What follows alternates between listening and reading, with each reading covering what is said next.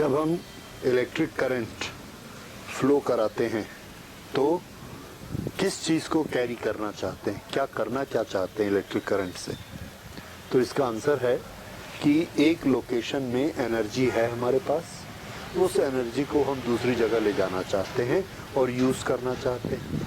तो उसको भेजने का जो तरीका है वो इलेक्ट्रिक करंट है। जैसे हमारे पास एक लोकेशन में पानी का स्टोर है और दूसरे घर में हम पानी को यूज़ करना चाहते हैं, तो हम एक पाइप लगाते हैं और उस पाइप में वाटर की करंट फ्लो होती है, वहाँ जाकर वो यूज़ होता है। तो इलेक्ट्रिक करंट से हम एनर्जी को फ्लो कराते हैं, एनर्जी को मूव कराते हैं। और ये जो मूवमेंट ऑफ एनर्जी है ये इलेक्ट्रिक करंट के कारण होगा। उसके लिए रिक्वायरमेंट हमारी क्या क्या है, मतलब ऐसी क्या चीज़ हमारे पास होनी चाहिए जिसके रहने से हम करंट को एक जगह से दूसरी जगह भेज सकते हैं। We can say what are the necessary conditions required for electric current. So necessary condition required for electric current, उसमें सबसे जो इम्पोर्टेंट चीज़ें हैं वो है कि हमें एक ऐसा रास्ता चाहिए जिसके अंदर से इलेक्ट्रिकल चार्ज पार्टिकल जा सके, और वो रास्ता ऐसा होना चाहिए जो कंटिन्यूअस हो। अब ये कंटिन्यूअस वाली बात क्या होती है, तो देखिए ये एक रास्ता है ऐसे ऐसा ये, और यहाँ जाकर ये खत्म हो गया। इस रास्ते पर अगर हमको करंट फ्लो करानी है तो हम नहीं करा सकते। हमारी शर्त यह है कि ये रास्ता कंटिन्यूअस होना चाहिए। तो कंटिन्यूअस किस तरह से होगा,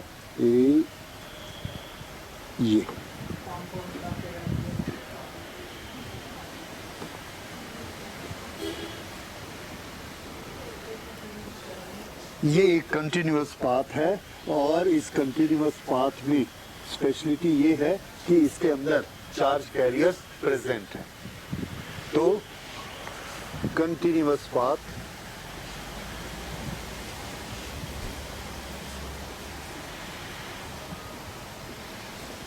प्रेजेंस ऑफ चार्ज कैरियर,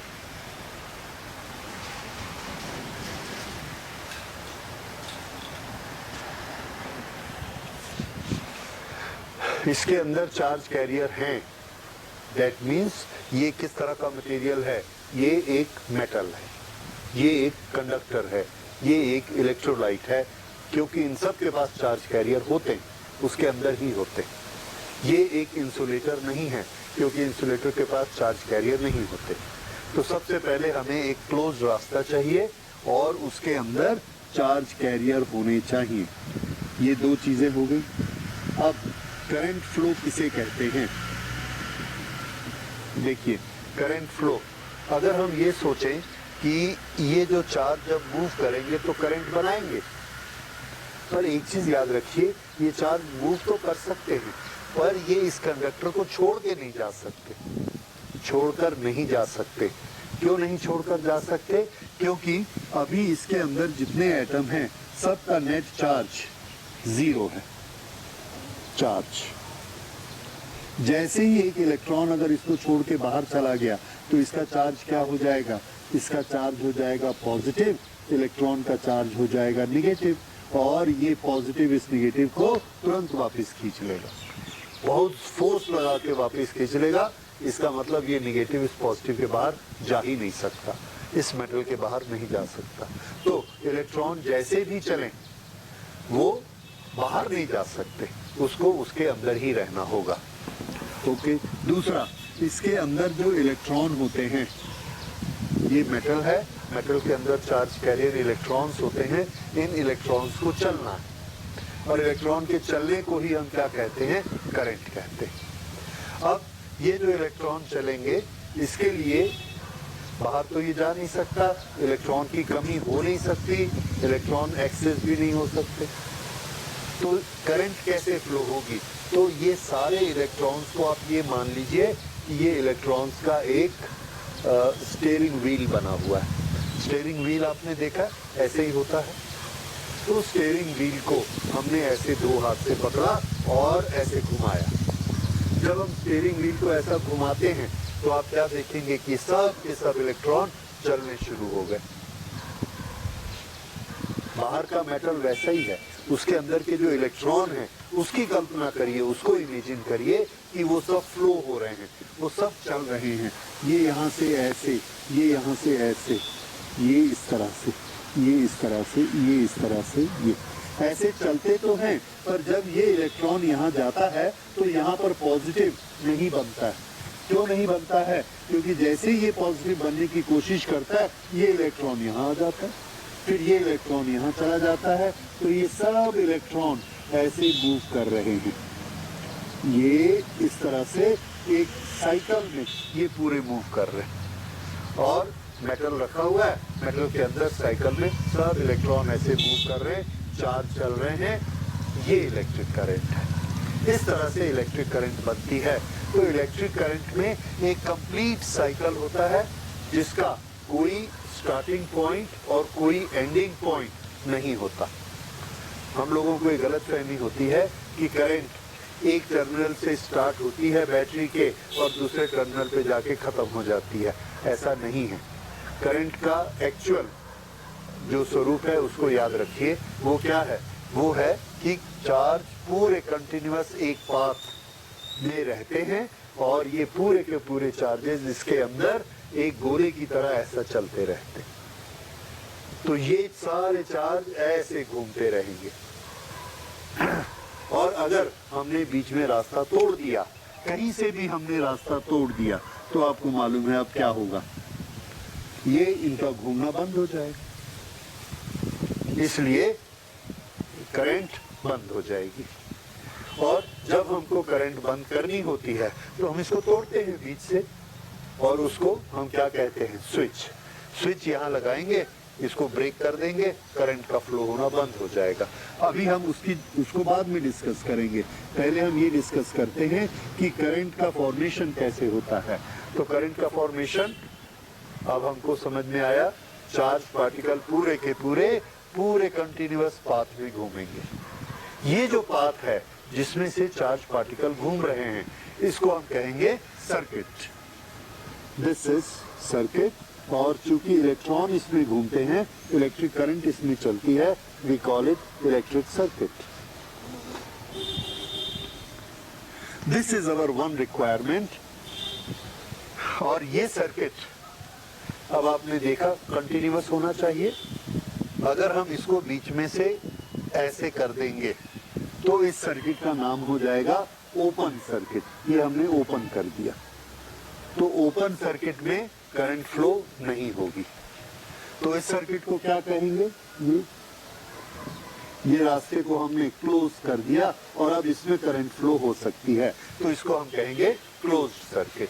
तो सर्किट, इलेक्ट्रिक सर्किट हमें चाहिए which is a continuous path, A continuous path. ये लिखा हुआ है कंटिन्यूअस पाथ। ओके। उसके अंदर चार्जेस होने चाहिए, उनका मोशन ही क्या कहलाता है? Electric current. ये जो इलेक्ट्रिक सर्किट है, इसके लिए हम दो शब्द यूज करेंगे, close circuit and open circuit. और अभी आप इस बात को समझ चुके हैं that the circuit should be close, current flow, current flow, and open circuit no current, क्योंकि हमने उस रास्ते को तोड़ दिया। This is known as open circuit. यहाँ स्विच लगाया, हमने ऐसे ओपन कर दिया, तो open circuit means no current, close circuit current flow. Open circuit switch off, closed circuit switch on. So closed means on, current flow, open circuit, switch off, no current. ये याद रखिए, ये हम इलेक्ट्रिसिटी में इस तरह से यूज किया करेंगे। फिर से ये जो पूरा रास्ता है, ये तो करंट फ्लो होने के लिए what are our two conditions? There should be a closed path and there should be charged particles in that. पर ये दो चीजें होने से करंट फ्लो नहीं होती, क्योंकि ये दो तो हर जगह होते हैं। करंट फ्लो होने के लिए सबसे इंपॉर्टेंट चीज है इसकी जान। वो क्या है? That is energy which will drive it. अगर हमारे पास एक स्टीयरिंग है तो वो स्टीयरिंग अपने आप तो नहीं घूमता है, उसको पकड़ के हमको एनर्जी देनी पड़ती है, और उस एनर्जी से, उस फोर्स के कारण वो घूमेगा, उसके अंदर का हर पार्टिकल घूमेगा। अगर हमने एक पानी का पाइप लगाया है, नीचे एक टैंक है, एक ऊपर ओवरहेड टैंक है, दोनों में पानी का पाइप लगा दिया, उसमें पानी भर भी दिया, पर वो पानी नीचे से ऊपर नहीं जाता। क्यों नहीं जाता? क्योंकि हमने पंप नहीं लगाया। इसलिए किसी भी चीज को मूव करने के लिए हमको एनर्जी देनी पड़ती है। तो ये जो चार्जेस हैं, इनको मूव करने के लिए भी हमको एनर्जी देनी पड़ती है। और जब तक वो ड्राइविंग फोर्स हम नहीं लगाएंगे जो इसको घुमाएगा, तब तक ये घूमेगा नहीं। इसका एक बड़ा अच्छा और एग्जैक्ट एग्जांपल है हमारे साइकिल की चेन। साइकिल का पिछला व्हील और हमारा पैडल, ये दोनों एक चेन से बंधे हुए हैं। ये चेन है। हम साइकिल पर बैठ गए, पैडल पर पैर रख लिया, चेन लगी हुई है, पिछला व्हील लगा हुआ है, सब कुछ रेडी है, पर साइकिल चलती नहीं। क्यों नहीं चलती है? क्योंकि हम एनर्जी नहीं लगा रहे, हम फोर्स नहीं लगा रहे। वो फोर्स चाहिए, वो एनर्जी चाहिए कि हम अपनी एनर्जी खर्च करें, उस एनर्जी से फोर्स बनाएं, और उस फोर्स से वो चेन चलेगी। एग्जैक्टली यही चीज इलेक्ट्रिकल सर्किट में करंट को फ्लो कराने के लिए, चार्जेस को मूव कराने के लिए लगती। उससे हम क्या करते हैं? उससे हम इलेक्ट्रॉन में मोशन लाते हैं, वो फोर्स लगाते हैं। इलेक्ट्रॉन में मोशन लगाने का फोर्स, इलेक्ट्रोमोटिव फोर्स।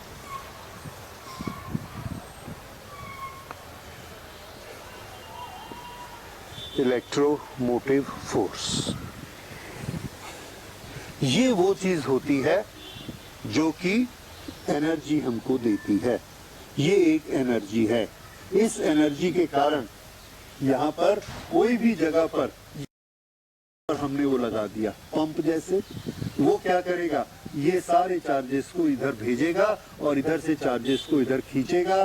जो चार्ज इसके पास आ जाएंगे उनको फिर से एनर्जी देगा, एनर्जी दे के फिर यहाँ भेजेगा और ये फिर यहाँ पर आएंगे। इस तरह से ये जिस तरह से हम पैडल घुमाकर एनर्जी देते हैं, उसी तरह से यहाँ पर जो हमने सोर्स लगाया वो क्या देता है? आंसर है वो ईएमएफ देता है, इलेक्ट्रोमोटिव फोर्स देता है।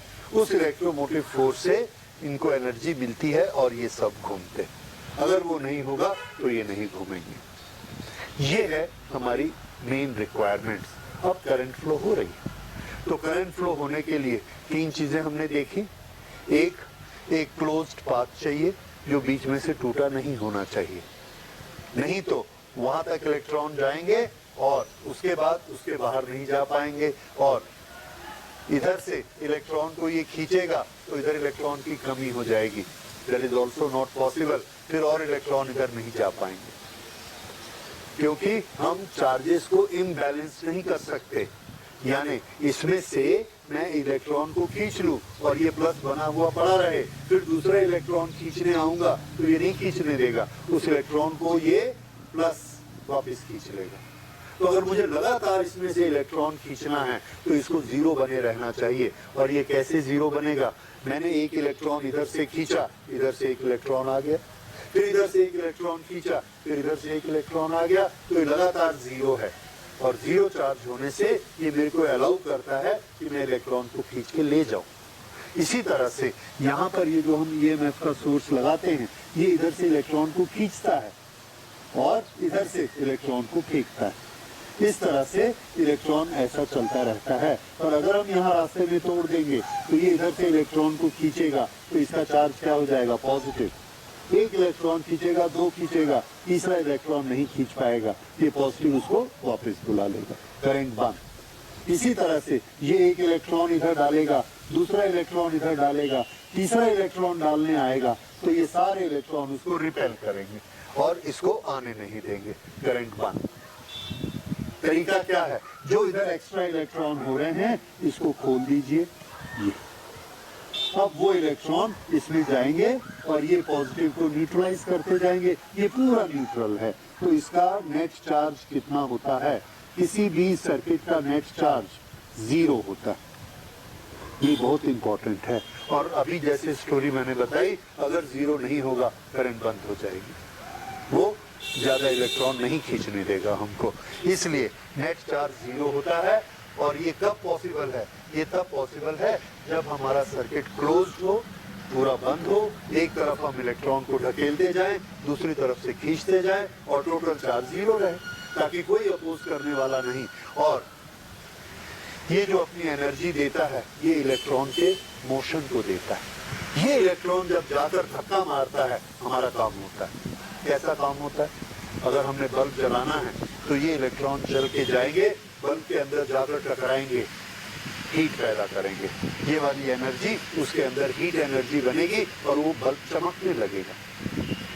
हमने यहाँ पंखा लगा दिया इसके रास्ते में, अगर हमने इसके रास्ते में यहाँ ऐसे पंखा लगा दिया तो सारे इलेक्ट्रॉन इस पंखे में से जाएंगे और इसको चलाएंगे, इसको चलाकर फिर वापस आकर फिर यहाँ चले जाएंगे। तो इसकी ने जो एनर्जी दी वो इस पंखे को चलाने में यूज हुई।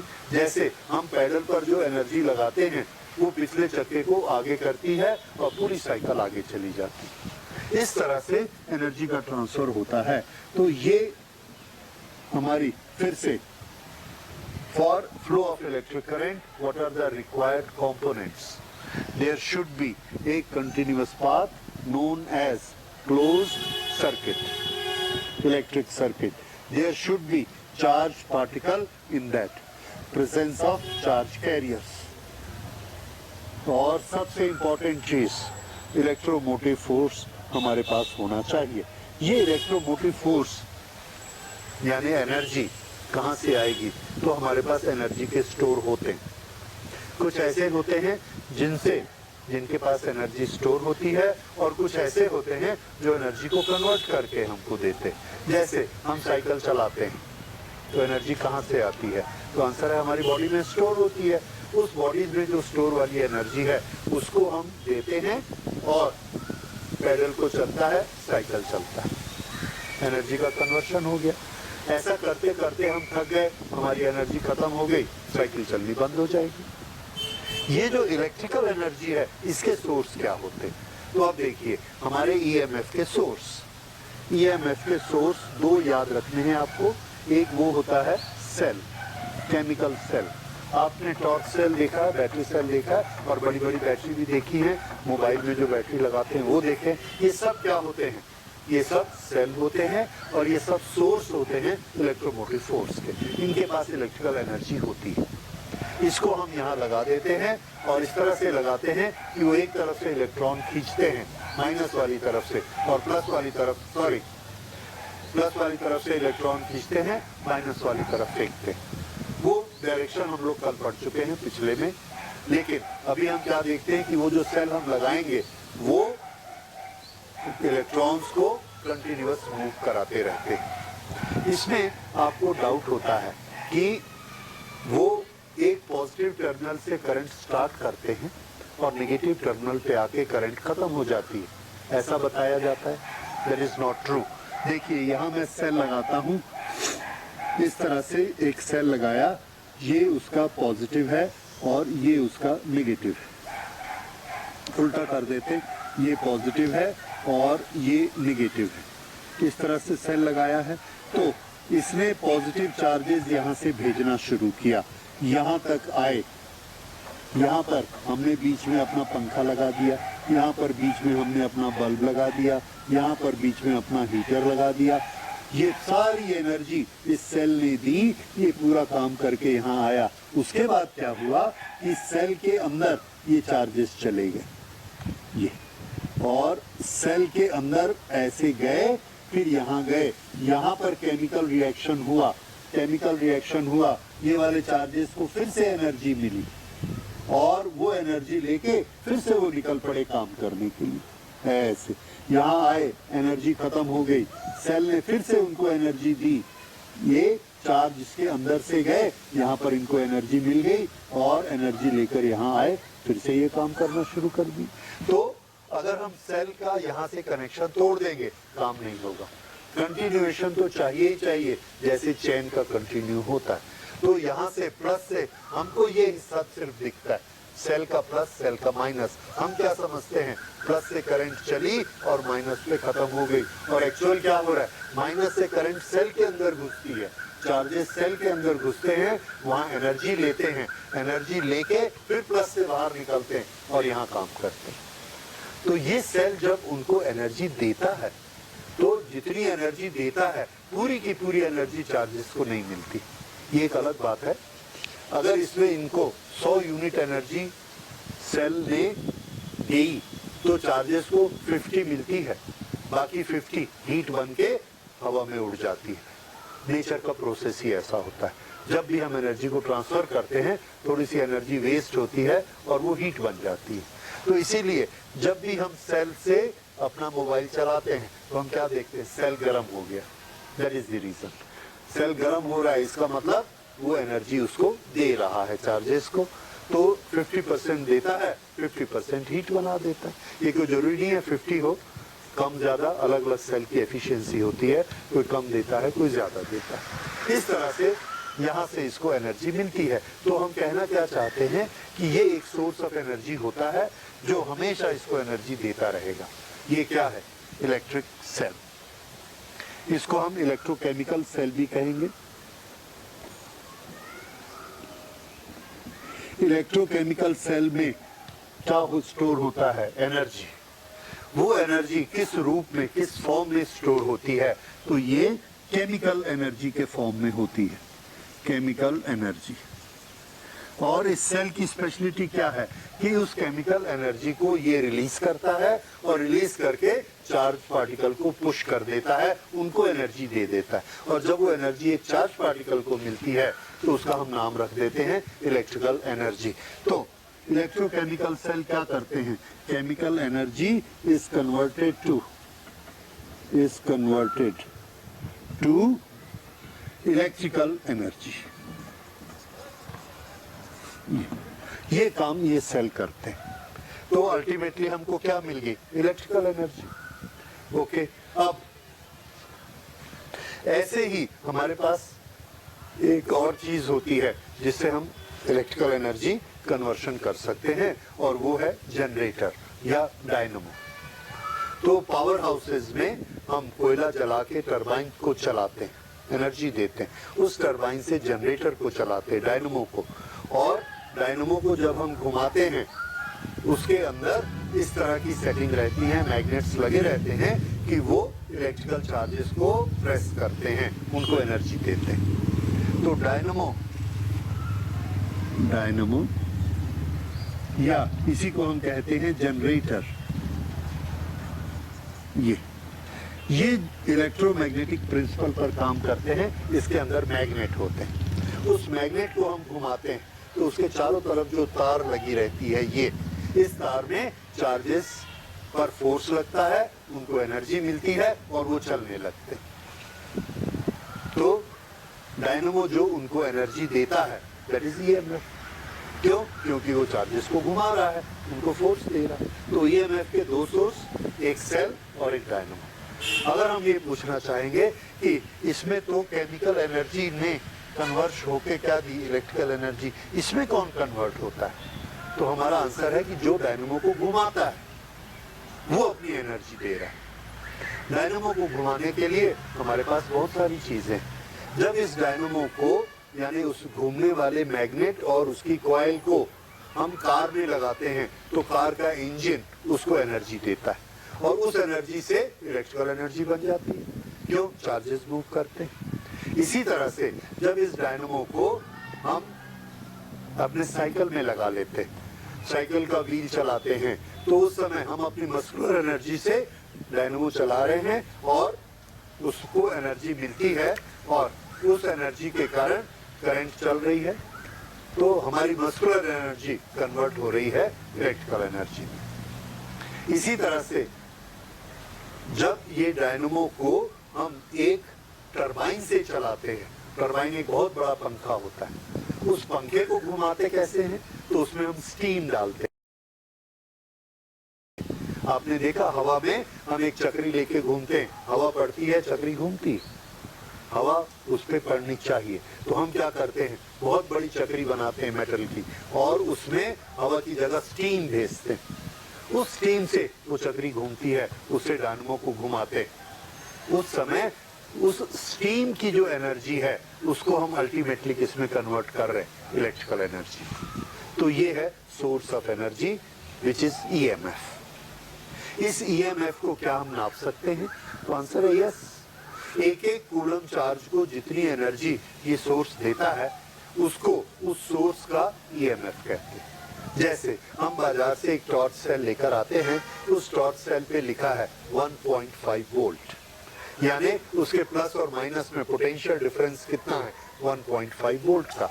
जो चार्ज वहां से प्लस से माइनस जाएगा उसको कितनी एनर्जी मिलेगी? 1.5 जूल एनर्जी मिलेगी। ये हम पोटेंशियल में पढ़ चुके हैं। तो ये जो 1.5 जूल है ये उस सेल का ईएमएफ है। 12 वोल्ट की बैटरी, उसका ईएमएफ 12 वोल्ट है। ये ईएमएफ है जो हमको बताया जाता है।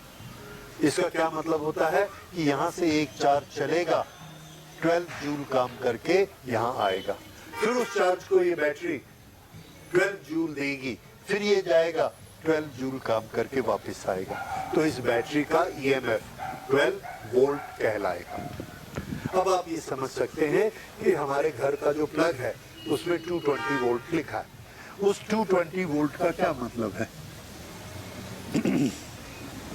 ये ईएमएफ है उस जनरेटर का जो पावर हाउस में चलता है और चार्जेस को प्रेस करके हमारे घर में भेजता है। यहाँ हमारा घर है, तो ये प्रेस होके चार्जेस आते हैं। तो ये जनरेटर हर एक कूलम चार्ज को कितनी एनर्जी देता है?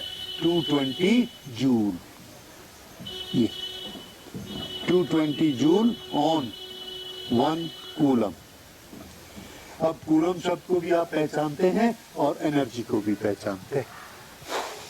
तो जब ये वाला सोर्स एक एक कूलम चार्ज को 220 जूल एनर्जी देके भेजता है, वो इतना काम करके जाता है, तो हम क्या कहते हैं कि ये जो जनरेटर है इसकी ईएमएफ कितनी है? 220 वोल्ट। ये हमारे घर में इसके ये दो सिरे दिखते हैं हमको, इसमें हम प्लग लगाते हैं, बल्ब लगाते हैं, ये घूमता है, उससे हमको एनर्जी मिलती है। This is electromotive force.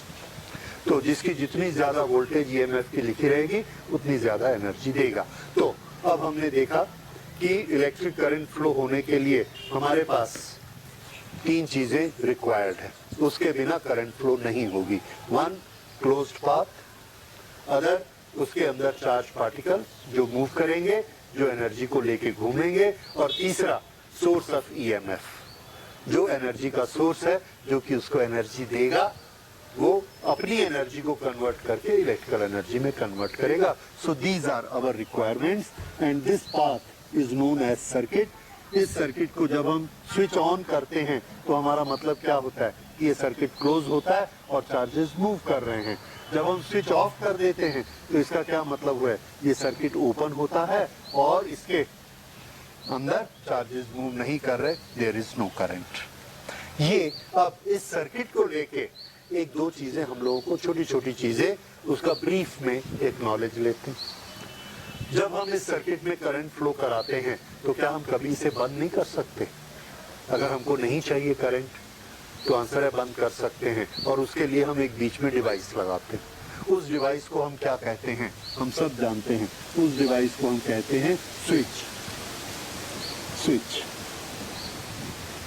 ये स्विच इसको ऑफ कर सकता है, ऑन कर सकता है। ये जब करंट इसमें फ्लो होती है तो इसको रास्ते में बल्ब मिलता है।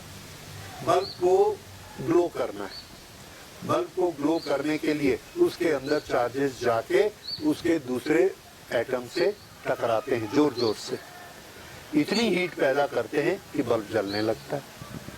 उसके बाद वो चार्जेस पंखे के पास जाते हैं। पंखे के अंदर जब वो चार्ज ऐसे कॉइल में घूमते हैं तो उसके अंदर का मैग्नेट घूमने लगता है, पंखा चलता है। यहाँ सब जगह उसकी एनर्जी खर्च होती है। तो हम जब एक सर्किट बनाते हैं तो पेपर में हम आपको इन्फॉर्म करना चाहते हैं कि हमारे सर्किट के कौन कौन से मेंबर हैं। तो हमने क्या किया, ऐसे अलग अलग मेंबर्स के चित्र बना लिए, डायग्राम बना लिए, और वो डायग्राम बना के हम एक ड्राइंग बनाते हैं। उस ड्राइंग को हम कहेंगे सर्किट डायग्राम। तो सर्किट डायग्राम क्या होता है? Circuit diagram is a closed path which tells us which are the components fitted in the complete circuit. और कंप्लीट सर्किट क्या होता है? Closed path. तो क्लोज्ड पाथ में कौन कौन से कंपोनेंट लगे हैं, इसकी इंफॉर्मेशन देने के लिए हम एक सर्किट डायग्राम बनाते हैं। देखिए सर्किट डायग्राम और उसके कंपोनेंट क्या होते हैं। ये एक सर्किट का छोटा सा एग्जांपल है। इसको हम इलेक्ट्रिक सर्किट क्यों कहेंगे? क्योंकि इसमें एक कंटिन्यूअस पाथ है। देखिए यहाँ से हम चले, यहाँ तक गए, यहाँ तक गए, यहाँ तक गए, ये लगातार ऐसे गए, ऐसे गए, ऐसे गए, और यहाँ से इसके थ्रू गए, यहाँ गए, और इसके अंदर भी इलेक्ट्रोलाइट के अंदर जाने का रास्ता है। तब ये पूरा एक सर्किट कहलाएगा। ये क्लोज्ड पाथ है। इस क्लोज्ड पाथ को अगर हम तोड़ेंगे तो कहाँ से तोड़ेंगे? यहाँ से तोड़ेंगे। ये अब ये पाथ टूट गया, करंट फ्लो नहीं हो रही है, और अगर हमने ये लगा दिया तो अब करंट इसमें फ्लो हो रही है। इसका मतलब है कि सर्किट इज क्लोज, और इसको हटा दिया, circuit is open, switch off. तो ये हमने निशानी बनाई। सेल के दोनों सिरों में पोटेंशियल डिफरेंस होता है, एक हाई पोटेंशियल और एक लो पोटेंशियल। इसलिए इसका ये एक आर्म बड़ा रखते हैं और एक छोटा रखते हैं, बड़ा वाला पॉजिटिव, छोटा वाला नेगेटिव। तो यहाँ से पॉजिटिव चार्जेस इधर प्रेस होंगे ऐसे, और इधर चले जाएंगे। अगर आप इलेक्ट्रॉन की बात करेंगे तो इलेक्ट्रॉन यहाँ से निकलेंगे तो यहाँ से ऐसे आ जाएंगे। तो हम पॉजिटिव चार्ज की ही बात करते हैं। यहाँ से पॉजिटिव चार्ज मूव हुए ऐसे ऐसे, इसमें से ऐसे, और फिर इसके अंदर से चलते हुए वापस यहाँ, और फिर यहाँ से यहाँ। जब वो यहाँ से यहाँ जाते हैं तो ये सेल उसको एनर्जी देता है, और उस एनर्जी को लेके फिर से वो निकल पड़ते हैं काम करने के लिए। तो ये एक हमने जो डायग्राम बनाया है, ये रेसिस्टेंस शो करता है। रेसिस्टेंस अभी हम स्टडी करेंगे कि रेसिस्टेंस अपोजिशन होता है, क्या होता है, कितना होता है, that we will study in the next lecture. ये बल्ब है, ये भी एक रेसिस्टेंस है, पर इसको जब हम यहाँ रख देंगे तो ये रेसिस्टेंस कम हो जाता है, इसको यहाँ छुआ देंगे तो ये रेसिस्टेंस ज़्यादा हो जाता है। इसको हम ऐसा कम ज़्यादा कर सकते हैं, इसको कम ज़्यादा करके इसकी करंट की क्वांटिटी को हम कंट्रोल कर सकते हैं। ये वही चीज़ है जैसे हमारे पानी के नल में एक वॉल्व लगा रहता है, वॉल्व को कम कर दो, ज़्यादा कर दो, पानी की क्वांटिटी कम या ज़्यादा हो जाएगी। ये वो चीज़ है, और इसका नाम क्या है? रियोस्टेट। ओके, इसके बाद ये स्विच है। लैब में जो आपको स्विच मिलेंगे, लैब के स्विच इस तरह के ही रहते हैं। ये एक वुडन प्लैंक रहेगा, उसके ऊपर ये एक कॉप ब्रास का पीस रहेगा ऐसा, और ये दूसरा ब्रास का पीस रहेगा इस तरह से, और यहाँ पर एक इधर से हमने तार लाकर यहाँ कनेक्ट कर दी, इधर से तार लाकर यहाँ कनेक्ट कर दी। अब आप देख रहे हैं ये ओपन है, ये यहाँ पर कनेक्ट नहीं है। तो हम क्या करते हैं, एक की बनाते हैं जो ऐसे रहती है, और इस की को, ये प्लास्टिक का इसका नॉब है, इसको पकड़ के इसमें डाल देते हैं। जैसे ही इसमें डाल देते हैं की को, ये दोनों आपस में कनेक्ट हो जाते हैं, और अगर ये कनेक्ट हो गए करंट स्टार्ट हो जाती। ये वो चीज़ है जो हम लैब में यूज़ करते हैं, पर ये हम घरों में यूज़ नहीं करते, क्योंकि घरों में वोल्टेज काफ़ी ज़्यादा होती है, और अगर हमारा हाथ लग जाएगा तो चार्जेस हमारे हाथ के थ्रू अर्थ में जाएंगे, हमको शॉक लगेगी। तो यहाँ हम दूसरे तरह का स्विच यूज़ करते हैं, एंड यू ऑल नो घर के जो स्विच होते हैं टॉगल स्विच। ओके, तो ये इस तरह से ये एक सर्किट बना। अब इसका एक डायग्राम हम आपको दिखा रहे हैं कि प्रैक्टिकली जो हम चीज़ें यूज़ करते हैं वो बाज़ार से जो मिलती हैं, जो घर में यूज़ करते हैं, वो कैसी दिखती।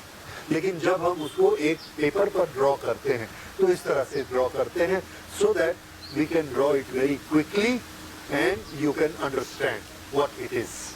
So this is a cell, this is a switch, this is bulb, this is resistance, और ये रेसिस्टेंस कोई भी लोड हो सकता है. पंखा अगर मुझे बनाना है तो जरूरी नहीं कि मैं यहाँ पंखे का डायग्राम बनाऊंगा. पंखे के अंदर जो होता है वो चीज मैं यहाँ बनाऊंगा, रेसिस्टेंस. हीटर लगाया, एयर कंडीशनर लगाया, ये सब चीजें क्या हैं? ये सब चीजें रेसिस्टेंस है, याद रखिए. तो हमारे फिजिक्स के डायग्राम में हम सबको रेसिस्टेंस ही दिखाएंगे. ऐसी वो चीज जिस पर जाकर एनर्जी खर्च करनी पड़ती है, उसके लिए हम एक और शब्द यूज करेंगे, लोड. ये वो चीज है जो हमारा काम करती है. पानी का पंप है, हीटर है, एयर कंडीशनर है, इस सब में ये चार जाके हमारा काम करते हैं और उनकी एनर्जी खत्म हो जाती है, फिर वापस आ जाते हैं, फिर एनर्जी लेके फिर से जाते हैं. तो ये एक सर्किट डायग्राम है, सिर्फ डायग्राम है, राइट. और इसमें हम पता लगाते हैं कि हमारा सर्किट डायग्राम क्लोज्ड होना चाहिए. देख लेते हैं इसको. इस तरह से ये सर्किट डायग्राम हम अब आगे यूज करेंगे. अभी आप देखेंगे थोड़े से वो वाले डायग्राम या वो वाली पिक्चर्स जो हम एक्चुअली यहाँ यूज करते हैं. ओके.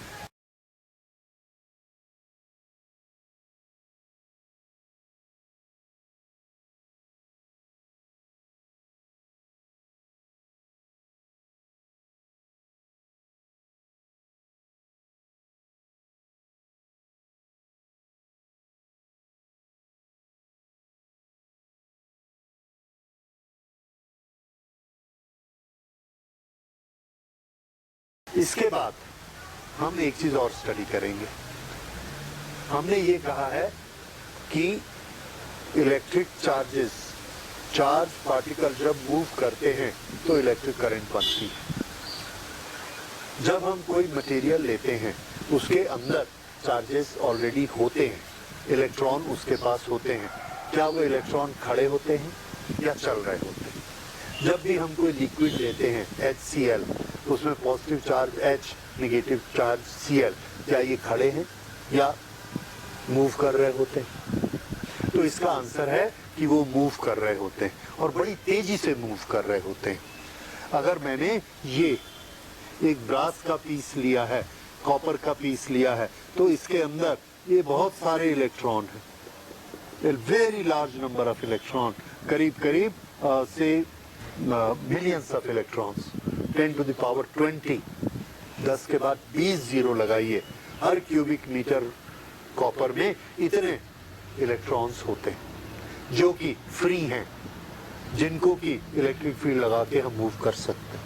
क्या ये सब इलेक्ट्रॉन खड़े हुए रहते हैं? आंसर है no, they are always in motion. वो मोशन क्यों करते हैं? वो मोशन करते हैं टेम्परेचर के कारण, हीट एनर्जी के कारण, और उनके इस मोशन को हम कहते हैं थर्मल मोशन. तो ऑल द इलेक्ट्रॉन्स और charges are in state of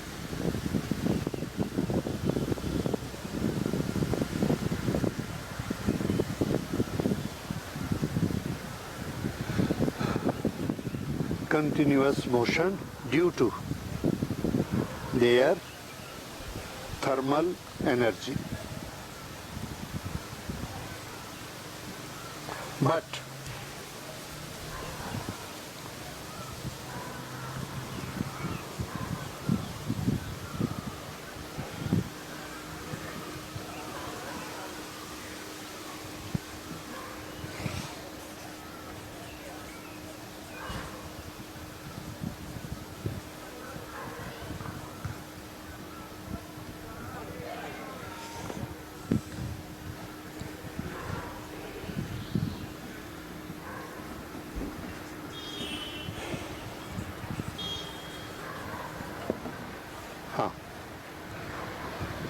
electron और charges are in state of continuous motion.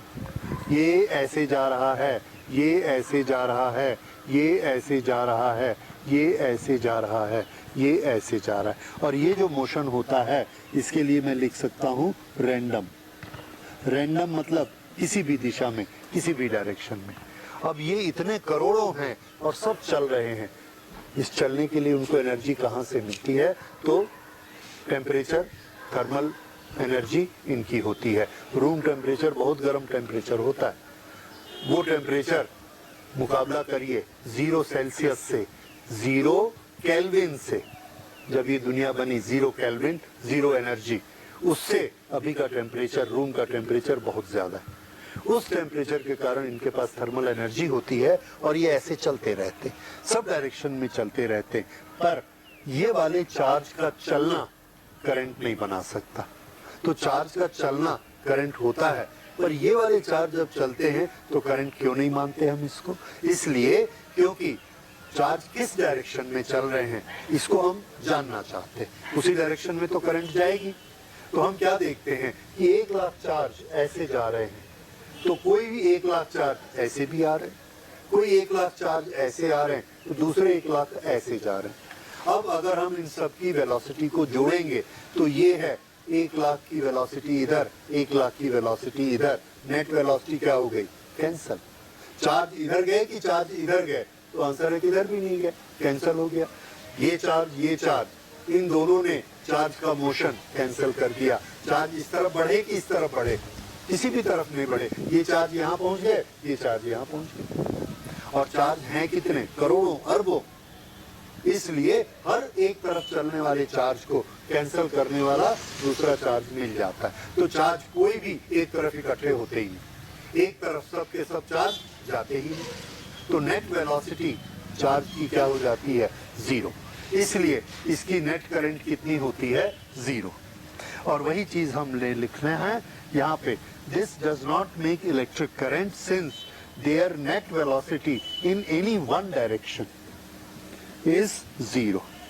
क्योंकि ये एक तरफ तो चलते ही नहीं, इसलिए ये करंट नहीं बनाते। तो फिर करंट बनाने के लिए हमें क्या चाहिए? करंट बनाने के लिए हमें सेल चाहिए। ये सेल क्या करता है? ये जो पूरा सर्किट है, ये पूरा सर्किट, अगर इस पूरे सर्किट को मैं ऐसे एक डंडे में दिखा दूं, ये तो इधर क्या लगा? प्लस, इधर क्या लगा? माइनस। आप देखिए इसके बीच में एक इलेक्ट्रिक फील्ड बन गया। ये इलेक्ट्रिक फील्ड सिर्फ एक ही डायरेक्शन में है और हर चार्ज पर ये एक ही तरफ फोर्स लगाएगा, भले इधर लगाए या इधर लगाए, पर लगाएगा तो एक ही तरफ। तो सभी चार्जेस को ये एक तरफ खींचता है और सब चार्जेस भले ऐसे जा रहे हो, ऐसे जा रहे हो, सब एक तरफ खिसकने शुरू हो जाते धीरे धीरे, सब के सब। लेकिन स्पेशलिटी क्या है? All millions of charges are drifting only in one direction. और ये धीरे धीरे ऐसे सब ड्रिफ्ट होते रहते, पर इसका इफेक्ट बड़ा ज्यादा होता है। क्यों इफेक्ट ज्यादा होता है? क्योंकि इनका नंबर बहुत लार्ज है। अरबों करोड़ों चार्ज एक साथ ऐसे ड्रिफ्ट होते हैं और चूंकि ये एक ही डायरेक्शन में जा रहे हैं इसलिए ये इलेक्ट्रिक करंट बनाते हैं। अगर यहाँ पर एक चार्ज ऐसा जाए और दूसरा चार्ज यहीं पर ऐसा जाए तो ये इधर बढ़ा देगा चार्ज को, तो ये इधर बढ़ा देगा, नो करंट। एनर्जी मूव नहीं हुई। एनर्जी मूव कब होती है? जब सारे के सारे चार्ज एक तरफ ऐसे जाए। तो इस तरह से इलेक्ट्रिक सर्किट में सब चार्ज, पॉजिटिव चार्ज ऐसे चल रहे हैं।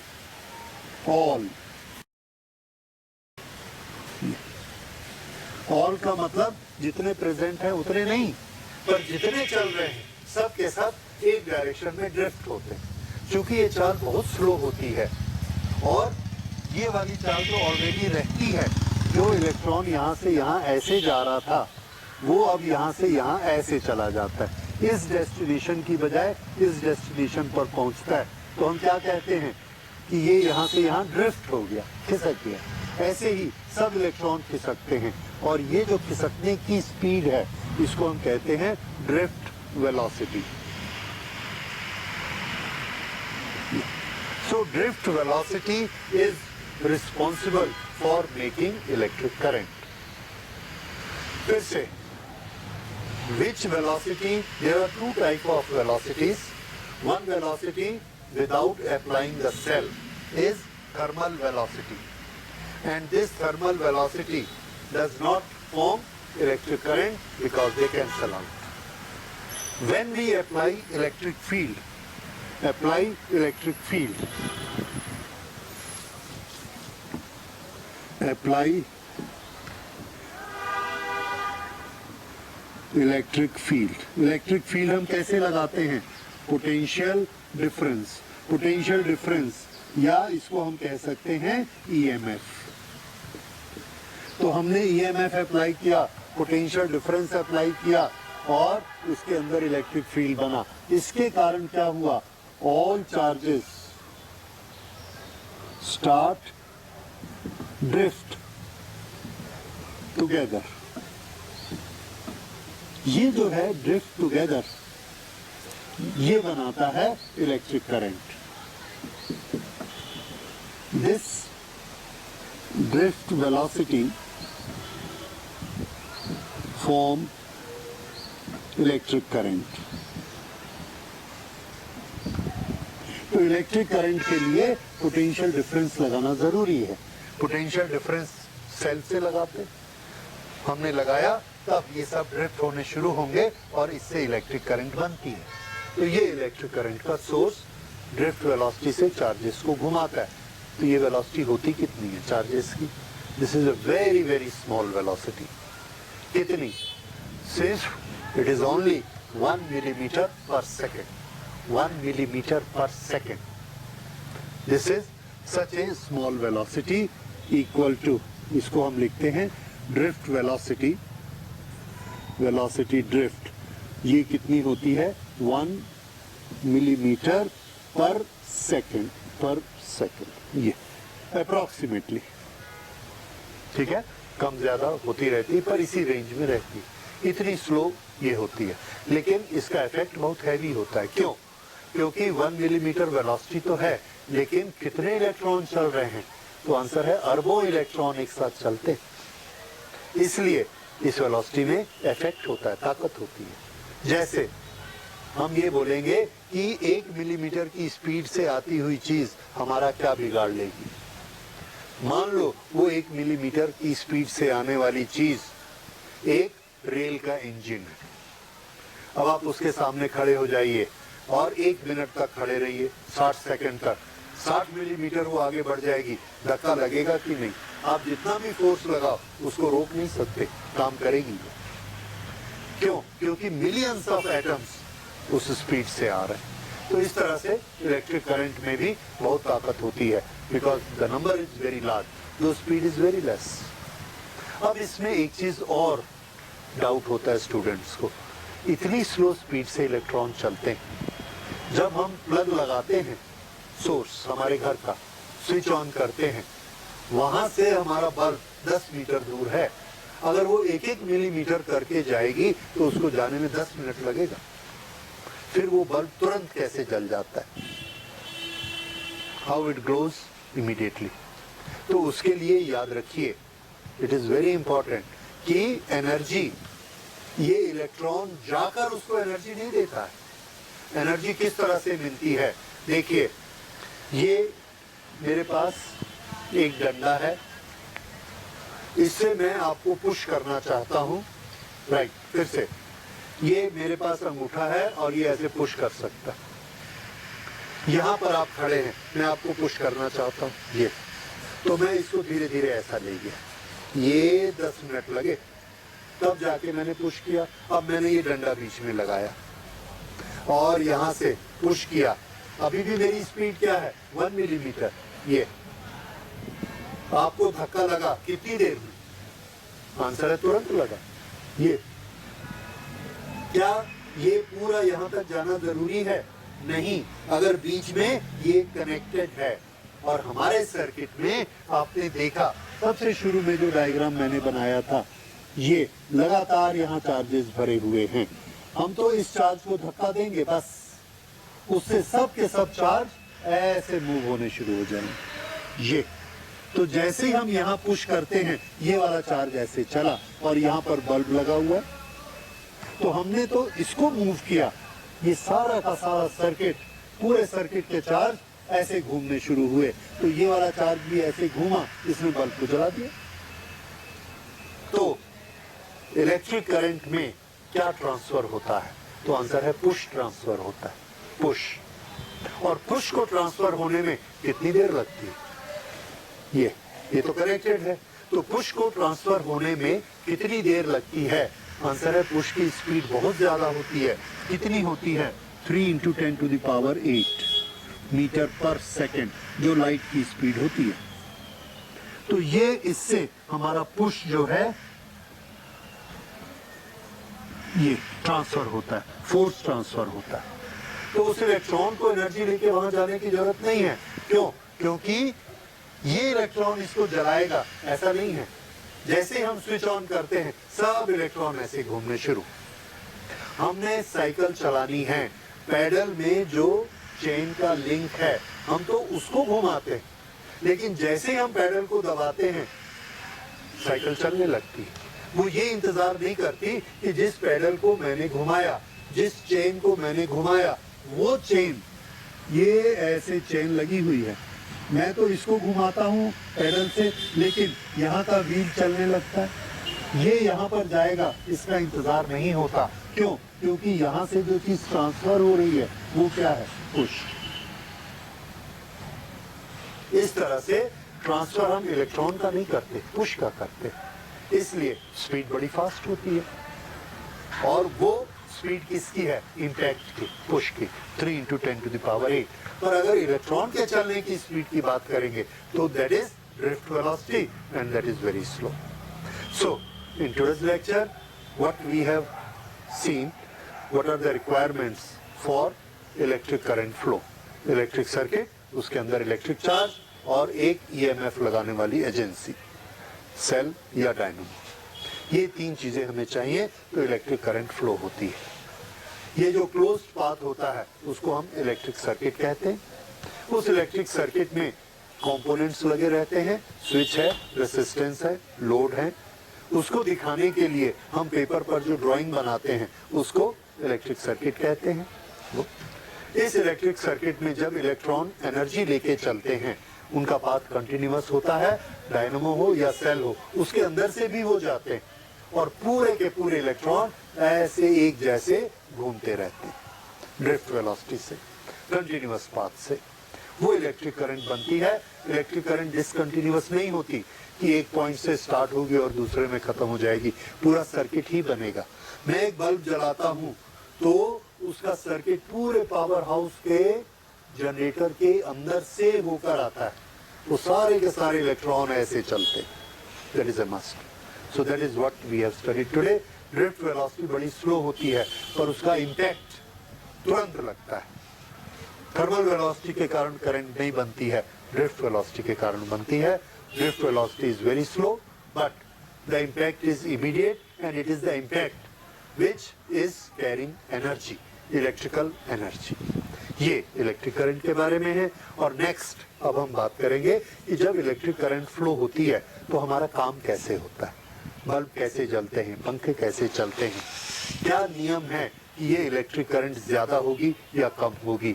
जो हम ईएमएफ लगाते हैं, जो वोल्टेज सप्लाई करते हैं इन दोनों सिरे में, इस वोल्टेज का इस करंट से क्या रिलेशन होता है, अपोजिशन कैसे बनता है इसके अंदर और उसके कारण कैसे हमारा काम होता है, what we call resistance, that we will study in the next lecture. Thank you.